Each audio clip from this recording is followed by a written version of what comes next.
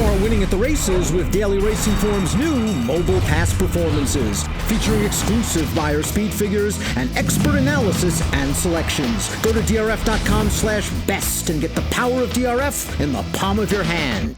Dan Illman might be race number 7 at Keeneland on Friday as the supporting feature on the card. Let's throw up the field for the Grade 3 Beaumont. They're going about 7 furlongs on a beard course, and they entered 6 in here, Mike, and it might go down to 5 because your morning line favorite, the number 2 Speech, is also cross-entered in the Ashland. As of right now, it appears they're leaning towards running in the Ashland. She would fit well in both spots, obviously. Yeah, I mean, she would be tough in this race, I think, but you got to believe that these connections want to shoot for the Grade 1 on Saturday.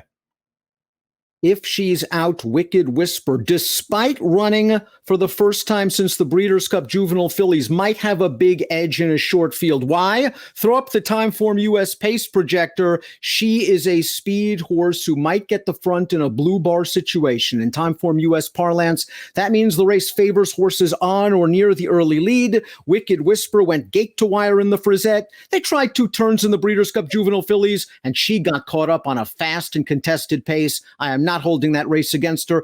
I'm a little curious as to where she's been because I know over the winter they were planning on running her down at Oaklawn, but with the virus and the pandemic, maybe they just couldn't find a spot. Yeah, I haven't heard, what the deal is with that either. I guess we'll see, Dan. If Speech doesn't run here, though, it does, it sort of feels like 4 Graces, the 3, and Wicked Whisper, the 4, will vie for favoritism, and they both have speed as well. So we'll see how that all plays out. Slam Dunk, the number 1, was a maiden winner at Churchill Downs 2 starts back, and everything seemed to be trending the right way. Heck, she was 3rd in the Frisette as a maiden, as a 2-year-old. I don't know what happened last time out. They tried 2 turns. She had to go fast early, but as the favorite, she's not supposed to be beaten 43 lengths. True enough. Listen, I like her cutting back in distance. And she's obviously eligible for a lot better here as she remains lightly raced. I just, I didn't really like her races as a 2-year-old, even though she got bet a lot. And she's just not the kind of horse I want to bet in a race like this. Let's watch Speech's most recent performance, the Grade 2 Santa Anita Oaks. If she runs here, she's salty. She's been in against Swiss Skydiver in the Santa Anita Oaks. She was in against Gamine at Oaklawn. She made Gamine really run at Oaklawn. Those 2 are the 2 best 3-year-old fillies in the country right now. And Speech is firing. She just can't get to Swiss Skydiver, especially on this day at Santa Anita, where you wanted to be on the lead near the inside. If she runs here, she has the tactical speed to sit just off the pace without being outrun. And she's probably the horse to beat, although I'm not sure I'd want to take a short price. There are some decent enough fillies in here. Yeah, I mean, listen, it's a solid field, outside of her. I feel like she's way the horse to beat if this is where they run. I don't mind her turning back in distance at all. I just figured they aren't going to run in this race, so I didn't put her on top when I set my picks in.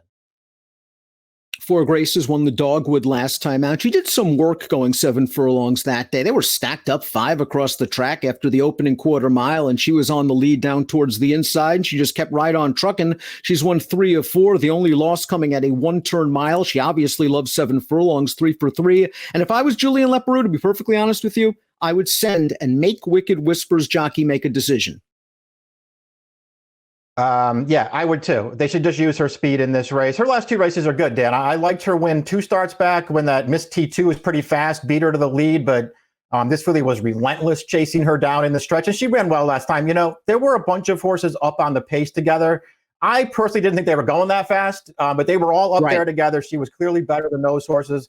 There was no closing going on in that race, so once she got the advantage, she was never in any danger, but she's run well in each of her last 2 starts. I have no knocks on this horse.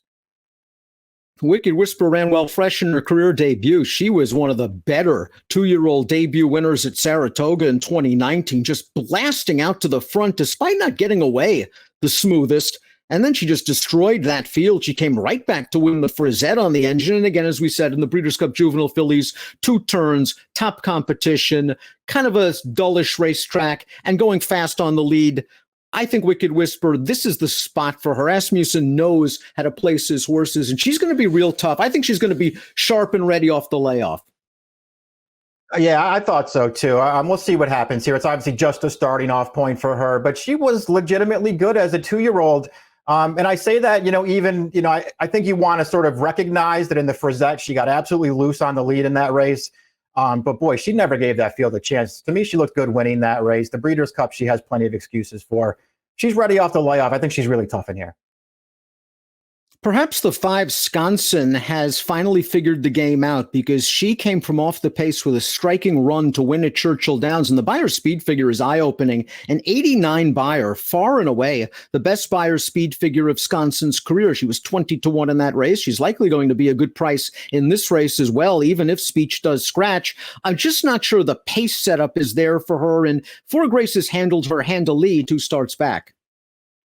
Yeah, true enough. She did run well last time, but it's also, you have to recognize that Miss T2 went a very fast pace in front of her that day. So, the Beyer speed figure went way up, but it went way up with a perfect trip. And it was a little bit pace-aided, I would say, but she still did look good winning that race. Listen, I can see liking her at a price. There's at least some chance that the 3 and the 4 hook it up early in this race. If that's the case, the 6 Turtle Tracks also is a bit of a sleeper in this race. Her one-turn races are pretty good. Maiden winner at Keeneland, allowance winner at Churchill Downs. Then they tried 2 turns. They ran to some nice horses. Fine Night, Lucrezia, She Dares the Devil. Good competition going 2 turns. They turned her back last time out. She ran well again. She just happened to catch Frank's Rocket, who came back to win the victory ride with the 94 Beyer. She's all right sprinting. I like her at 7. Yeah, I like her one-turn races a lot better, too. She ran fine last time. Frank's Rocket, we talked about her a lot. I'm not, a huge fan of hers, but she's pretty good. Just won a graded stakes race in New York. Turtle Tracks could get a very good trip in this race. Let's take a look at our top picks for the Grade 3 Beaumont race 7 at Keeneland on Friday. We're expecting Speech to scratch. We both threw her in there in case she does run, but Mike's hoping Wicked Whisper returns to her Frisette form and is able to get a nice, easy lead. I think Four Graces is going to go with her early, and we'll see if it's Fair Grace's recency or Wicked Whisper's class that wins out at the end. Yeah, I mean, we will see. It's an interesting race among those two. Again, if Speech does run here, Dan, I don't know if I would bet against her or not, especially with Wicked Whisper coming off the layoff. But if she doesn't run, I don't think she's going to run here. I'll take a shot that Wicked Whisper is ready to go.